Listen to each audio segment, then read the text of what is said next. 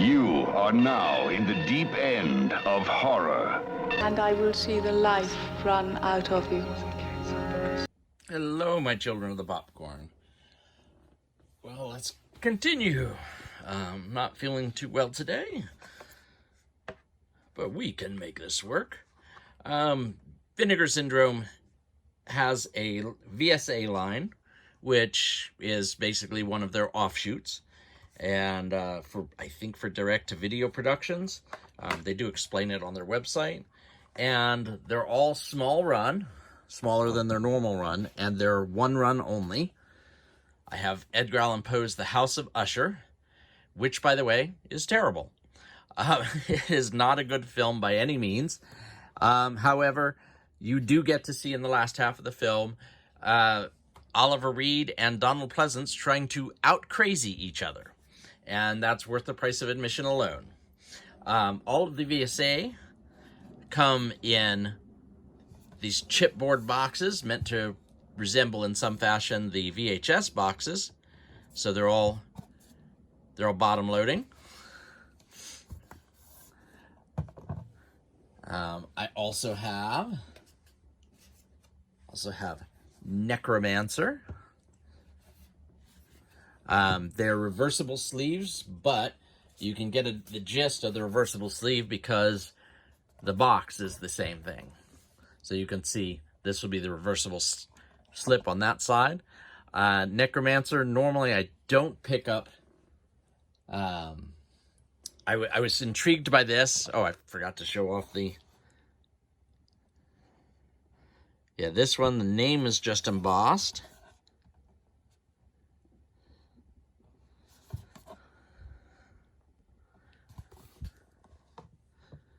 This one,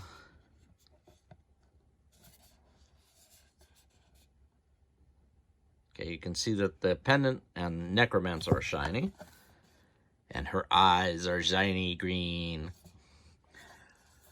Normally I don't pick up rape revenge films because I don't like rape in my films. It's just a personal taste. If you do, I have no problem with that. I bought Spellcaster, which was the month before Necromancer, and it's a cheesy film and has some great practical effects. Unfortunately, this is one of the problems, see that slip, is one of the problems with the chipboard boxes that they use for the VSA line. And this one is particularly cool. Anyway, they are so tight, they're made to fit so perfectly that it does tend to damage the cover. It's very difficult to get them in without damaging the cover.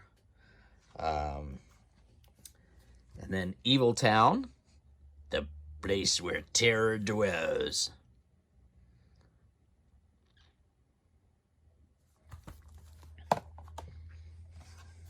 And of course, a fabulous cover. They have a lot more of these VSA releases than I have picked up because a lot of them were action-oriented, which I love an action film, but I try to collect just horror. I don't manage to succeed, but I try. And they all come with a poster. Although my Evil Town one, I don't know what happened to the poster on that. Maybe that one didn't come with a poster. Anyway, as you can see, the posters are double-sided, just like the chipboard, and just like the slipcover, just like the slips. And so, and Fall of House of Usher, which has, the characters are named Usher, but it has very little to do with Usher.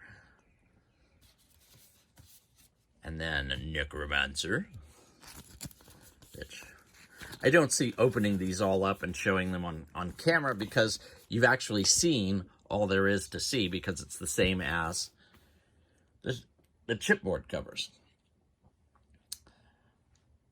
Anyway, the VSA is a cool line that they have where they don't sell it to places like Amazon. They're sold only to little shops like Orbit DVD in Asheville, or directly mailing through Vinegar Syndrome.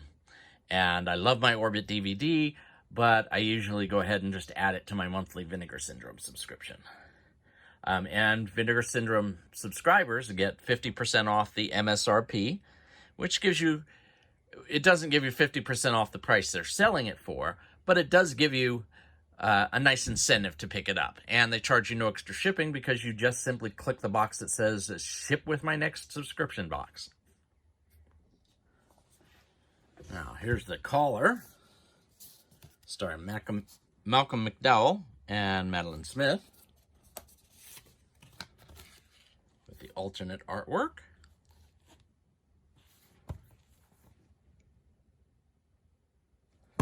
And it's essentially a two-person play, and it holds a special distinction in my Vinegar Syndrome library as the only Vinegar Syndrome film I have yet to watch. I don't know why. I just haven't done it. I love Malcolm McDowell. Fade to Black. This is one where I was ecstatic when they announced it. It just seemed way too mainstream for them. In that this was a film that I'd seen. And I'm a subscriber. So there were 2 slipcovers released. This one. And then there was a slipcover to match this one. And they, for whatever reason, just, missed sending me the second slipcover, even though I was a subscriber. So I just dropped them a note and said, no rush, just with my next box, if you could include it. And that's exactly what they did. And then there's, let's see, this was their first Silent Madness, which is just, it's an okay film, but it's not very good. He's out now. The terror has just begun. But it is their first 3D title. They went ahead and released it in 3D, and I didn't reverse this one, but they reversed it in 3D. And you can watch it with a 3D television, or you can watch it on a regular TV with the anaglyph glasses that are marked Silent Madness. And you might recognize the cover. I should have left the old cover on. From its old VHS cover.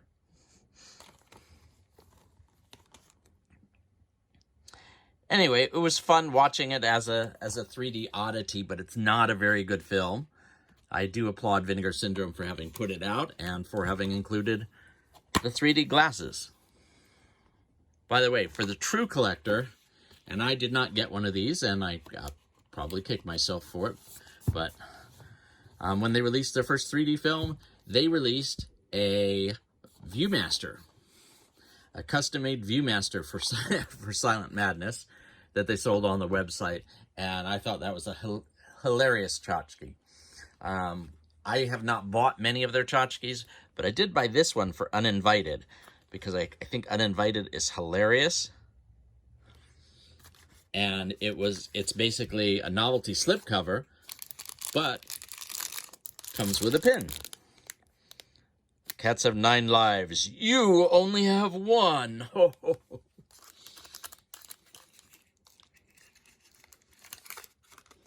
And they made a few others of these, but I only got that one. Then there's Olivia, also known as Prozzy.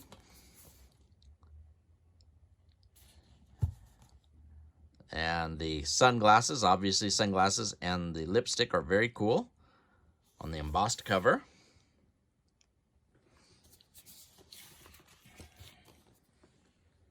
Olivia.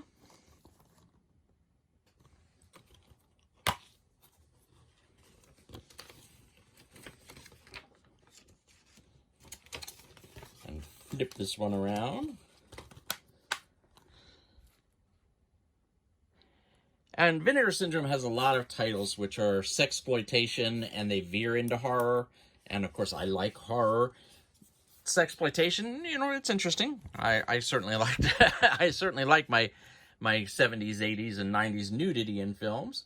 A Olivia, though, wasn't particularly good. It had some really interesting plot points, but they weren't brought out well in the script.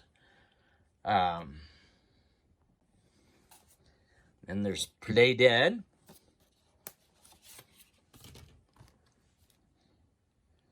It may be the last thing you do.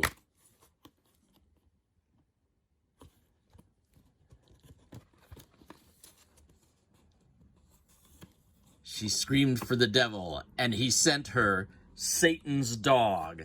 And I don't know why I don't have this one facing outward. Definitely changing that one out.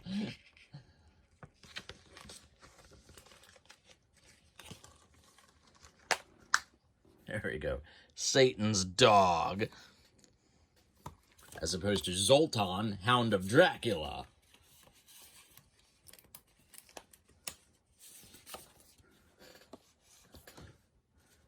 And then there's This Christmas you better believe in Santa or he'll slay you. Christmas Evil. The night he dropped in. There's This Christmas Evil. You better watch out. And this one doesn't actually have a reversible cover. It was early enough that they weren't doing that.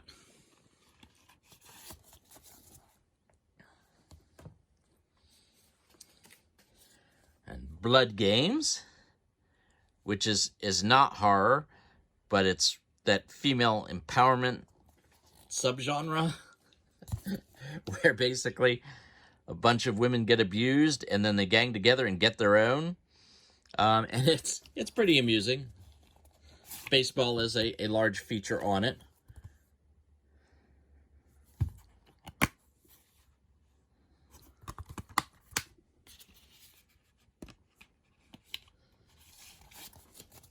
I really enjoyed that one.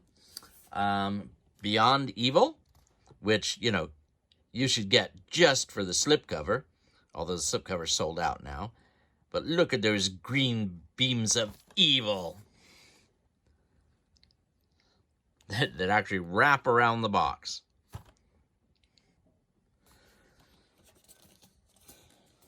And while it is worth it for that, the reason I got it was because Beyond Evil, as you'll see on the back here, starring John Saxon and Linda Day George. I always enjoyed John Saxon in pretty much anything.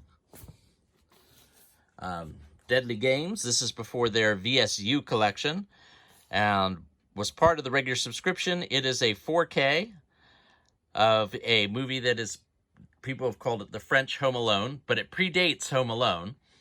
And it's a very interesting film. It didn't quite grab me as well as it should have. It was an enjoyable film, but I didn't find it super special. A lot of people rave about it. I thought it was okay. I'll have to give it a rewatch. Rest in Pieces. Another one where you could buy it just for the beautiful slipcover.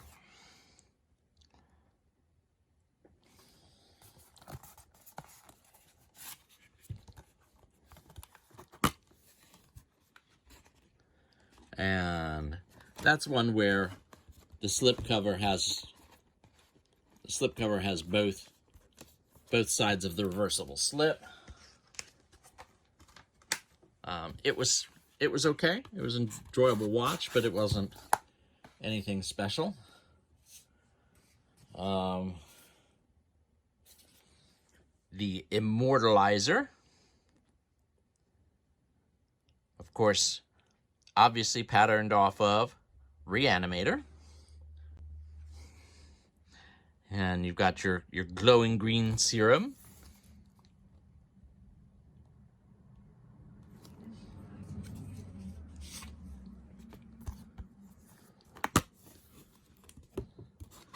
And again, I forgot to reverse this. But you'll notice this one is not nearly so Reanimator focused. Zombie Island Massacre. Have a fun-filled vacation. Zombie Island Massacre.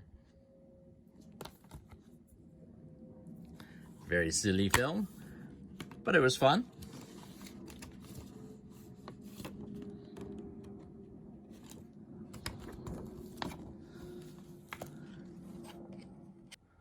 So you have all these wonderful films that I've not seen from Vinegar Syndrome,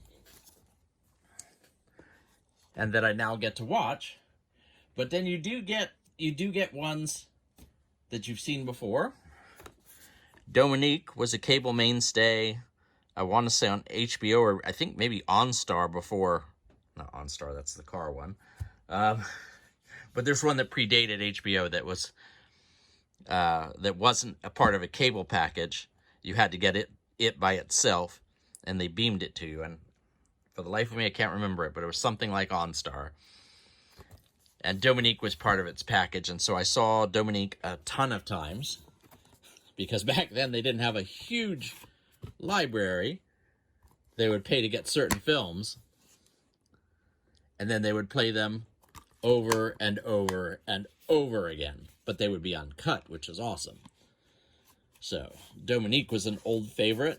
Didn't really hold up as well as I would have hoped, but I still enjoyed it. It doesn't really seem... It's more of a mystery, so Dominique is dead, or is she? But it's more of a mystery, so it's not really up Vinegar Syndrome's normal alley.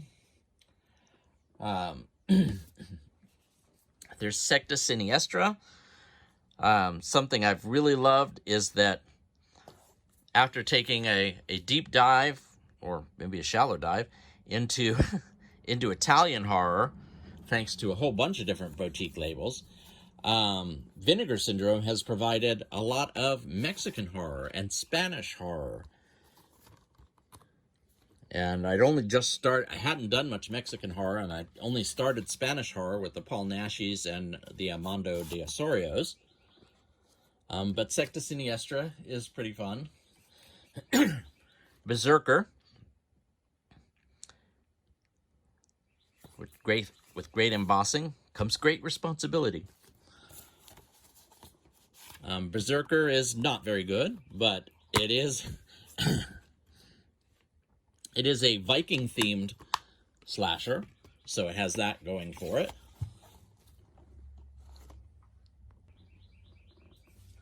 The Vineyard, starring James Hong,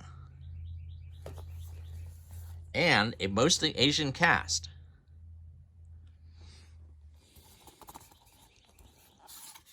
Or I should say perhaps a heavily Asian cast.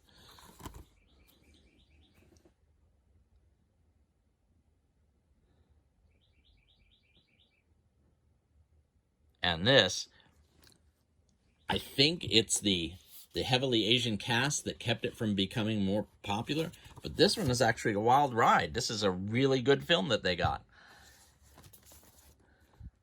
And you find some of those diamonds in Vinegar Syndromes. And really, all I'm hoping for is to be entertained by something I've not seen before. But you do get these gems every so often. Unmasked Part 25. Part comedy, part slasher. Obviously making fun of the Friday the 13th movies. But not being a constant comedy. Some of the comedies that Vinegar Syndrome have gotten are just awful. But Unmasked Part 25 was pretty good. I liked it. Whodunit? More eyeball embossing.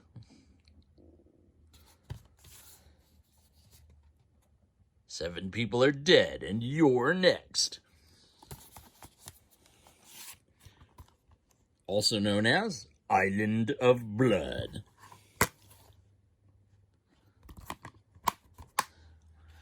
Another one that was it was okay. It was entertaining enough for the single watch. And this gets expensive if you're only going to watch them a single time. Here's one that was really misleading. They were best friends until they crossed the wrong border. And so they're making it look like sexploitation. She became the ravaged victim of a century of revenge. That literally has nothing to do with the film. I have no idea where they got that tagline from.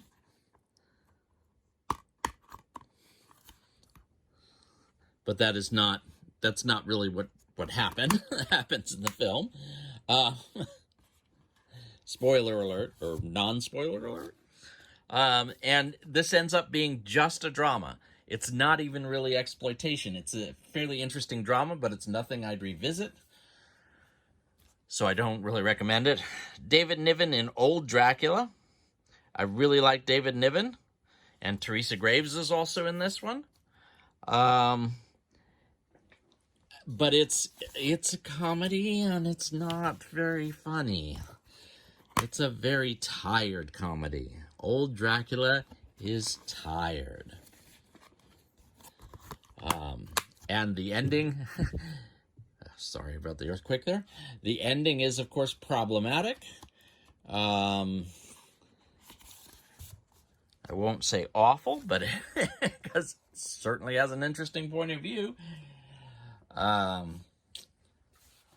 yeah, that's one I'll probably never revisit again. It's one I always wanted to see, and now I've seen it. Then there's Extro 3. Which Extro is a lot of fun. I've never seen Extro 2. And this has a wonderful slipcover, obviously. Watch the skies. But it's a bore. It's a snooze fest. It is not good. Still, I love that Vinegar Syndrome released it. The Severed Arm. There's a psycho loose with an axe. His trademark, the severed arm. 5 victims. Cannot stop him. Cannot escape the slashing fury. The sound of terror. This one, the premise is hilarious, and I won't spoil it. But it's quite rightfully called The Severed Arm, and the premise is just wonderful. I really enjoyed this one. Pandemonium. Great cover. Girl shooting laser beams out of her eyes, and cop car arriving, and a body, and milk, and plain cover there. And I don't know why I didn't turn this around, but yeah, this is an idea. This is how Vinegar Syndrome misrepresents its product. This is correct. I mean, all the things that are in here are in the movie. However, this is a much more accurate representation of the film. It is another one of those dreadful comedies. I'll tell you, Cody has a lot more patience for them than I do. Other than that, it would be out of my Vinegar Syndrome collection. I should have sent this to him. He really liked Microwave Massacre, and if you've seen Microwave Massacre, well, you know whether you like those types of comedies or you do not. I do not. Borscht Belt comedy does little to nothing for me. Perfect Strangers, which, if that sounds to you like a Skinamax film, you are not far wrong. In love, in danger. I don't even remember. The film title is so generic, I don't even remember what the film was about, and I watched it. I would have to refresh my memory. 11th Commandment. Who doesn't want there to be an 11th Commandment? Thou shalt not rape, steal, or murder. Although those are covered in the first 10 commandments, so... But, that's just the way it goes.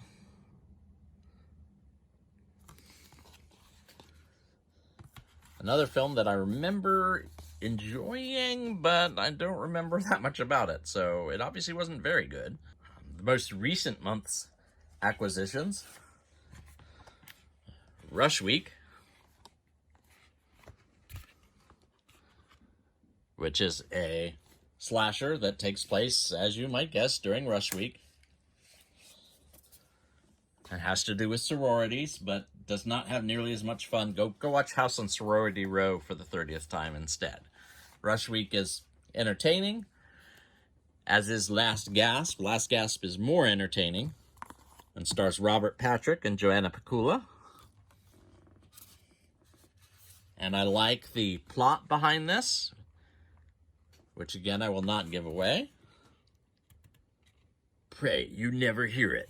Last Gasp. And it's an accurately titled film. Not Last Gasp sounds generic, but it's actually important in the context of the film. But then the third one that month was Death Promise. So you have a slasher, you have a supernatural film, and you have Death Promise, which is a martial arts exploitation picture. Featuring shiny rats.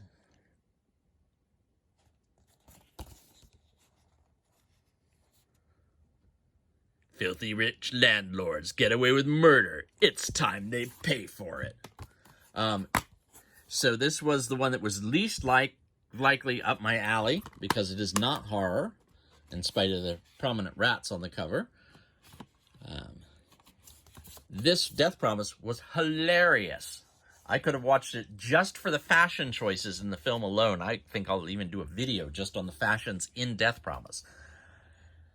That said, the movie itself is hysterical. There's lots of action in it, pretty much constant action, especially the second half of the feature. And I thoroughly enjoyed it. Then there's Killing Birds. Earthquake. Killing Birds, which is also known as Zombie 5. Fantastic cover. It's a movie that makes little to no sense. Oh, and it's also called Raptors.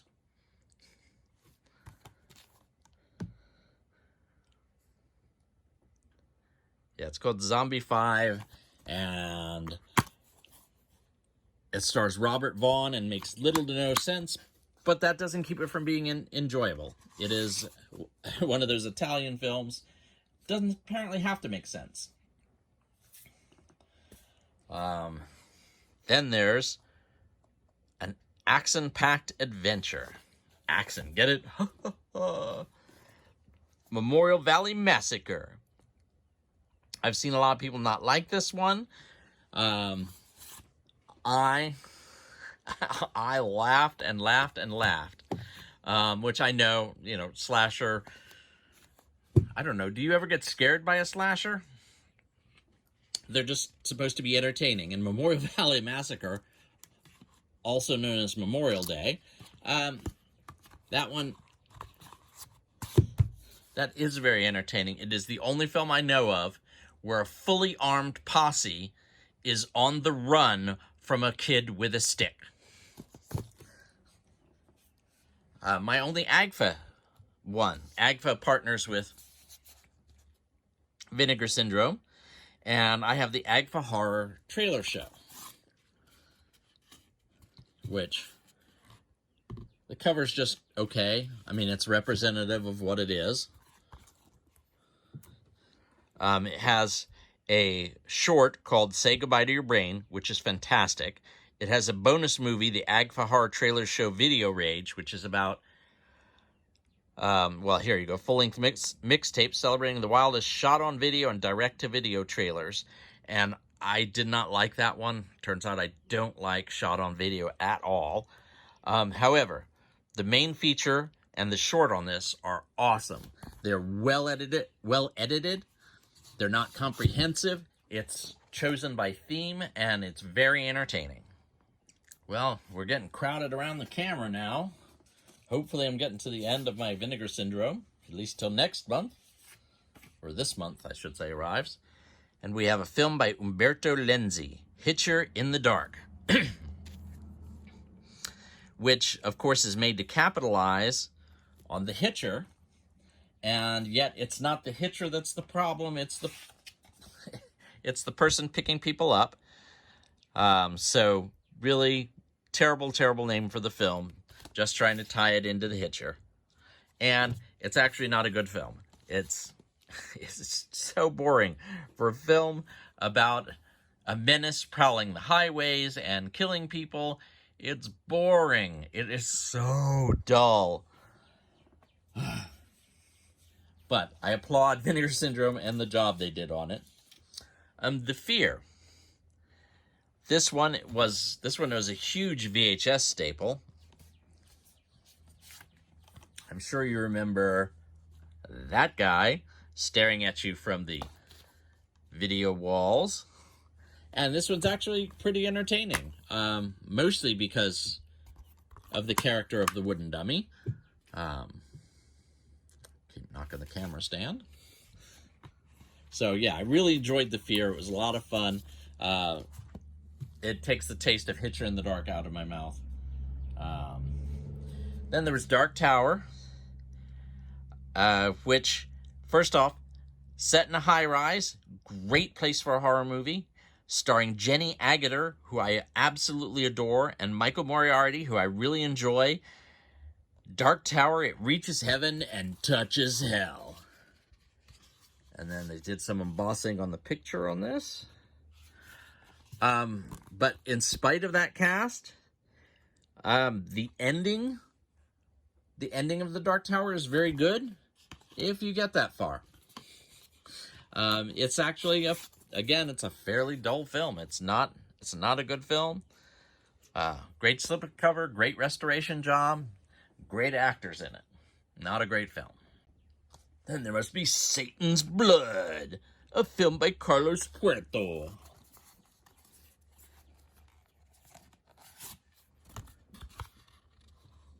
Parapsychologia, Brujeria, Erotismo, Satanico, Escalofrio. And so if you haven't guessed by now, you are going to watch this in Spanish. Fairly entertaining film. Not as good as a couple of their other ones, which I'm coming up on because I'm running out. Here's Cthulhu Mansion, which I was really looking forward to, and perhaps was too much. There is not enough Cthulhu. There's too much mansion and not enough Cthulhu in this film. Beyond evil, beyond terror, beyond the gates of hell.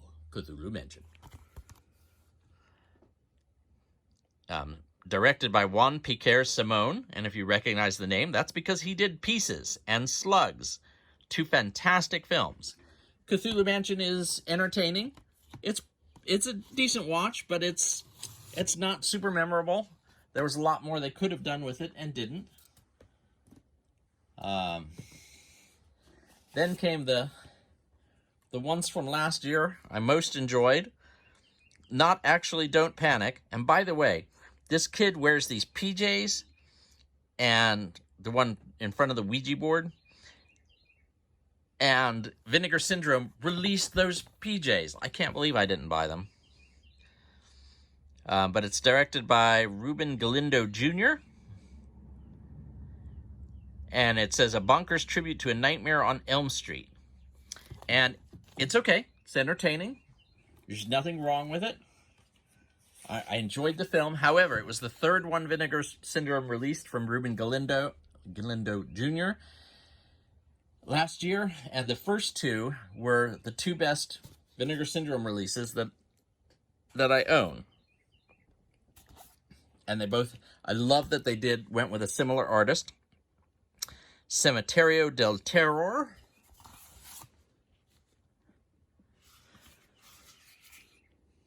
And very, very low-key. The directing debut. Let's see. Some teens steal a corpse from the local morgue and take it to a nearby cemetery. What could possibly go wrong? Anyway, again, I don't want to spoil too much of the film, but this is one of my two favorite Vinegar Syndrome Surprises. I had never seen it, and it's just absolutely wonderful. And the other one is Ladrones de Tumbas, which, again, they've used the same style.